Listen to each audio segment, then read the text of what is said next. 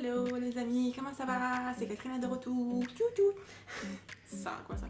Je sais pas si vous avez remarqué, mais j'ai changé un peu mon nom de chaîne, ça s'appelle Vegan by Katrina. Voilà, donc voilà.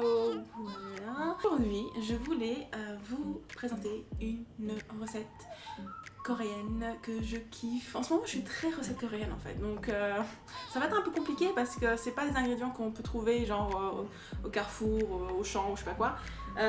Mais je voudrais quand même partager ça parce que c'est très très bon et en ce moment, ouais, j'ai envie de cuisiner que des trucs coréens, donc va falloir que vous y fassiez. Va falloir que vous y fassiez. Laisse tomber. Donc je vous ai montré ça sur ma dernière vidéo. Ça c'est des... Ça s'appelle des rice cakes, mais c'est pas des gâteaux de riz en fait, c'est pas sucré. C'est juste de la farine de riz avec de l'eau et un tout petit peu de sel. Et ça, je vais en faire un plat. Franchement, je sais plus le nom, mais bon. Attends, c'est écrit ici peut-être. Tteokbokki. Tteokbokki. Si vous avez une épicerie coréenne près de chez vous, voilà, c'est ce qu'il faut prendre. Après, il faut prendre du gochujang. C'est une pâte de piment. Un peu sucré, un peu salé, ça pique. Mais c'est pas si fort que ça. Donc ça, pareil, c'est une pâte de piment coréenne. Après, il vous faudra de la poudre de piment coréenne. Après, un peu de ail en poudre, sésame, sauce soja ou tamari, un peu de sucrant. Donc vous pouvez mettre du sirop d'agave ou alors vous pouvez mettre du sucre. Je vais mettre un peu de sucre comme ça. Et pour la touche finale, de sésame à la fin. Et pourquoi pas un peu d'algues. Ça, vous pouvez trouver partout. Allons-y, vous allez voir, c'est très simple, très rapide et c'est délicieux. Ah, ça se mange pas. On va rajouter un verre d'eau et 2 verres d'eau.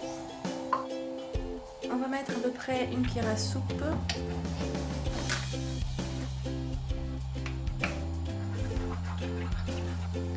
Une demi-cuillère à soupe de poudre de piment coréen.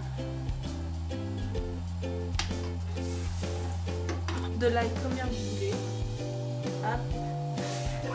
De la sauce soja.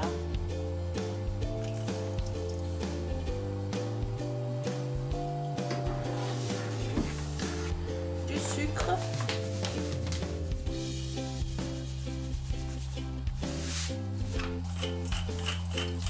Un peu de poivre.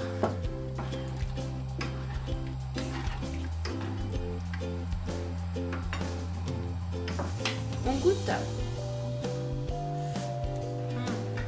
C'est sucré, c'est salé, c'est piquant.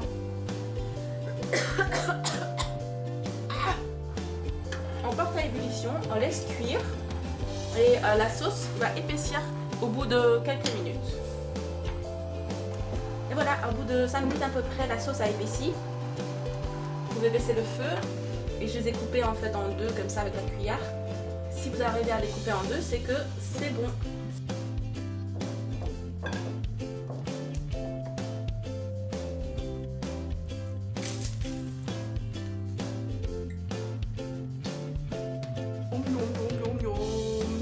C'est trop bon.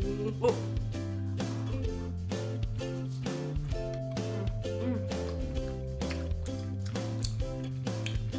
La texture elle est trop différente. De la mâche, c'est un peu gélatineux, un peu comment dire en français? Je sais pas, en anglais c'est chewy. Allez, c'est chewy. Un peu gluant.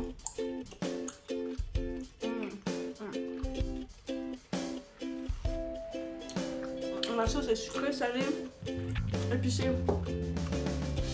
Je kiffe cette balance. Vraiment, ça donne un équilibre au plat.